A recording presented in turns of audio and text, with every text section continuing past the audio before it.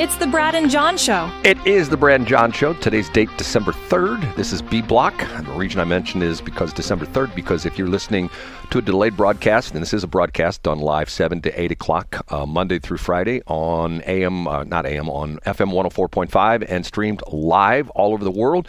If you know the reference to this story, and you probably think, when did they do this? This is on Tuesday, December 3rd.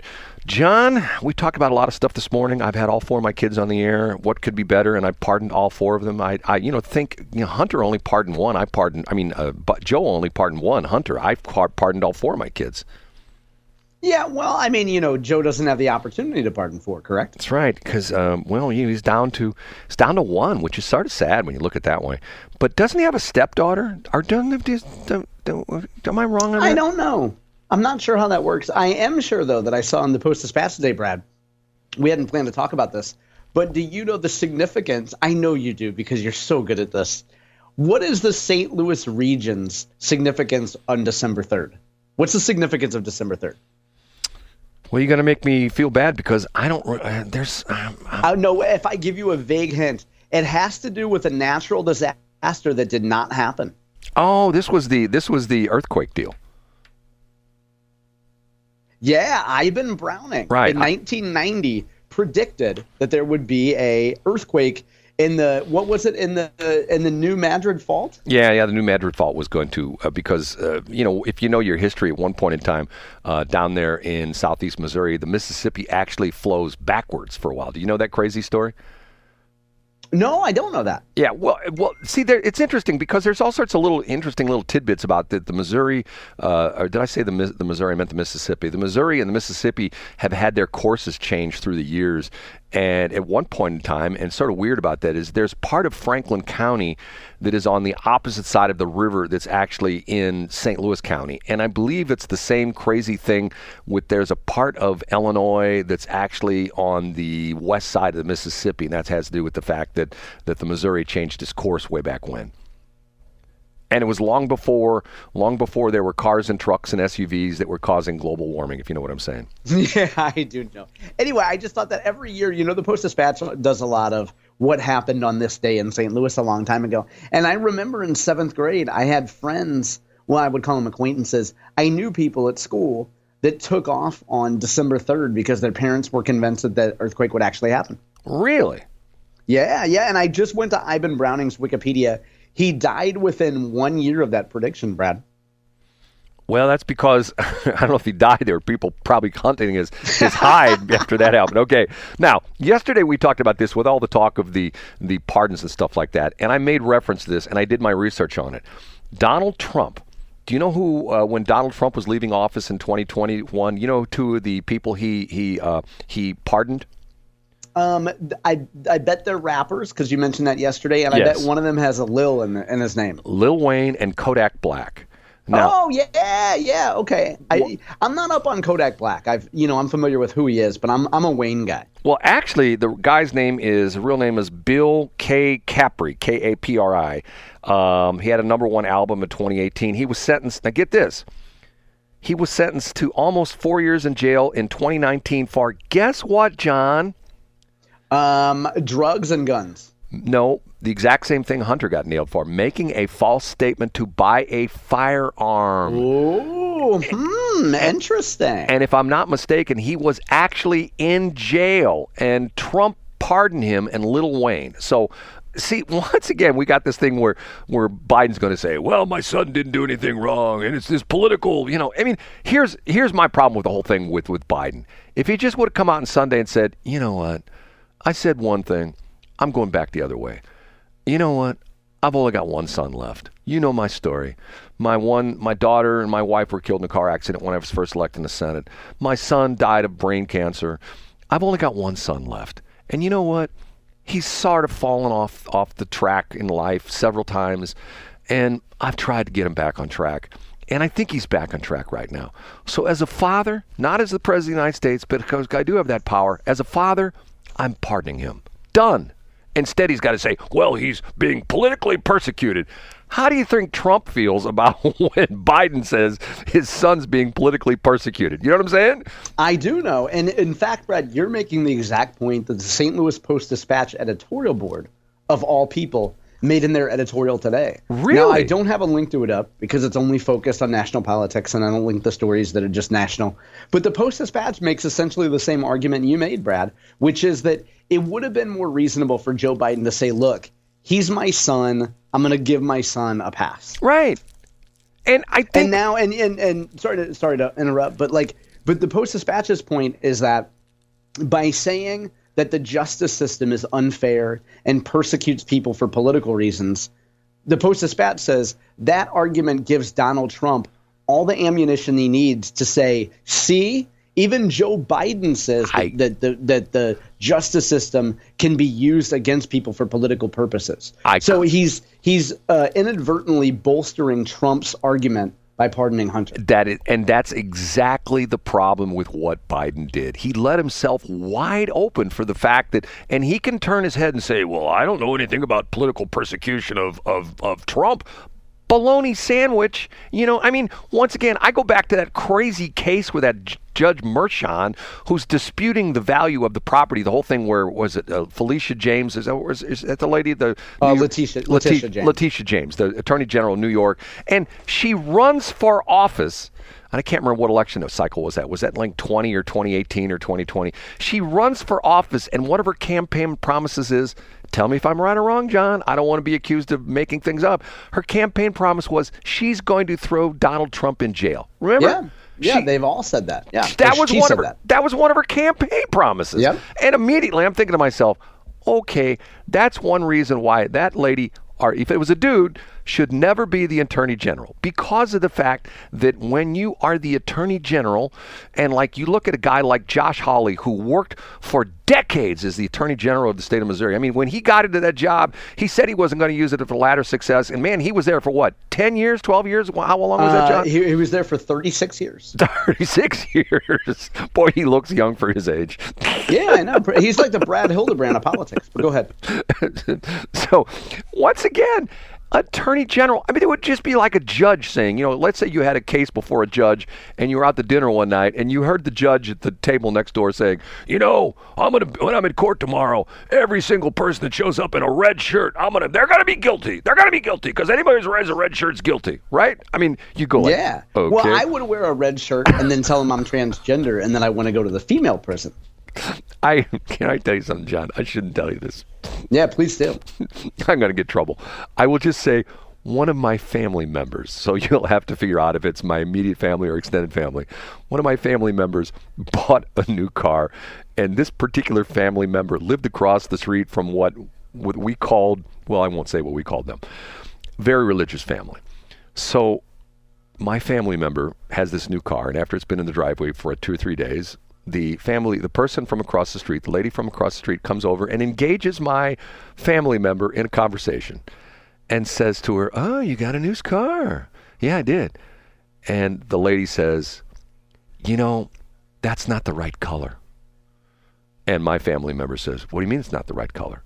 The car was bright red, like fire engine red. And the lady says to her, oh, yeah. That's the color of the devil. I thought you were going to say that car's more likely to be pulled over. No. But it's the color. Now, were they being serious? Yes, a heart attack. Yes. Wow. It's just like years ago. Once again, the radio station shall remain nameless. It was a deal when I was working with my traffic network, and we would run the same commercial in a bunch of stations. We'd send out the same ad, and we were doing a grand opening. There was an ad for a grand opening of a shopping center. I think it was Yorktown Plaza there at Laclede Station of Watson Road. I believe that's what it was. And they had Santa coming, and that was in the ad. So the lady who runs this religious station calls me up, and she says, we cannot run this ad. And I go, what's wrong with it? She says, well, you don't know about Santa, do you? And I go, no, what do I know about Santa? Well, first off, it violates one of the 10 commandments because Santa is a false god. And she says, and furthermore, I remember her saying, and furthermore, if you take the word Santa and you rearrange the letters, you get Satan. I'm going like, I mean, that's true. I know it's true, but once again, it's like, are we wound a little bit too tight? You know what I'm saying? Yeah, I mean, but there are people every year on social media who will remind you that Easter is not about the Easter Bunny.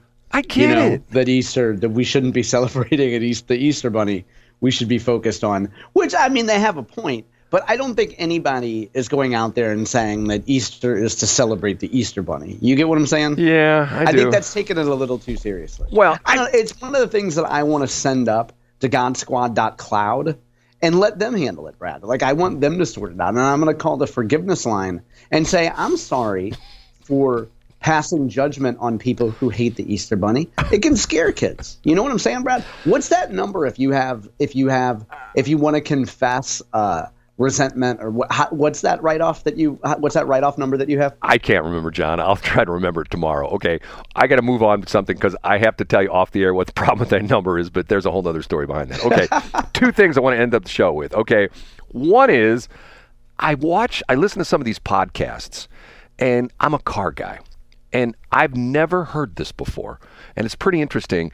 The guy was talking about the fact that Toyota had done, and he's talking about marketing cars, that Toyota had done a great job with manufacturing these very well-built, economically easy to maintain cars, okay? And Toyota decided they wanted to go in a different direction. And matter of fact, it's interesting. In Japan, they have Toyotas that we don't have in the United States, which are like they're for Japanese cars. They're very big and they're luxury cars. And I think it's called I can't remember what the name of it is, but they decided that the brand name of Toyota in the Americans' mind would not get past the fact that they build the Corolla and cars like that. Yeah, like cheap entry-level cars. Right, the econo boxes. So they decided, because they wanted to market a expensive luxury car in the United States, and they decided to come up with a different brand. And one of their marketing guys says, "I have the name." Because and this is all in Japanese, of course, but he said that in the conversation they were talking about a luxury export to the U.S. You get where I'm going with this? No, I don't. Luxury export to the U.S. That was what they're talking about. The meeting. Oh, Lexus. Yeah, and Lexus stands for L is luxury, E is export. And then US, there's an X they threw in there, but it's the luxury EX. Now, is that a true story? This guy claims it is. He claims that this is some Japanese guy in their marketing division who was very skilled in American marketing and stuff like that.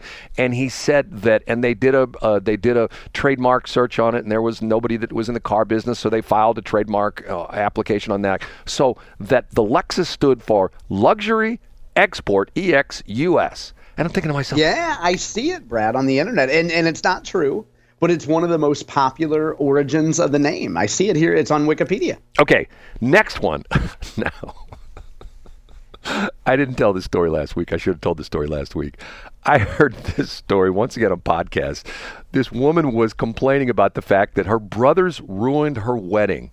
Now, she went on and she tells about the fact that she is a vegan. So for her wedding reception... Oh, no. Wait, somebody married a vegan gal? Well, yes. Can you believe that? Okay, so she was in charge of the wedding reception, and she specifically hired a vegan caterer.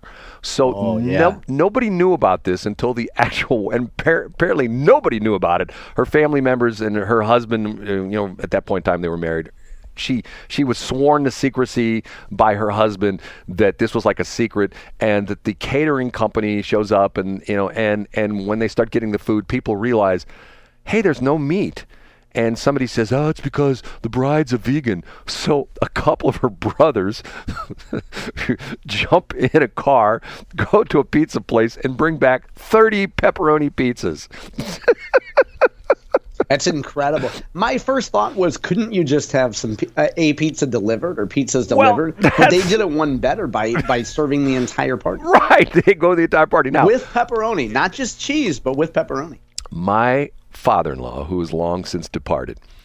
My father-in-law was I'll tell the story that when I was dating the woman who became my wife, I met her parents. And her father sits me down in the living room in his lazy boy recliner. And he looks at me and he says, "Son, you ever heard this story about a man's house is his castle?" And I go, "Yes, sir, I've heard that." He says, "Well, let me tell you one thing. You're in my castle, and don't ever forget, I am the king." Okay, so, and he wasn't kidding. He was serious, okay? He was old school to the max, okay?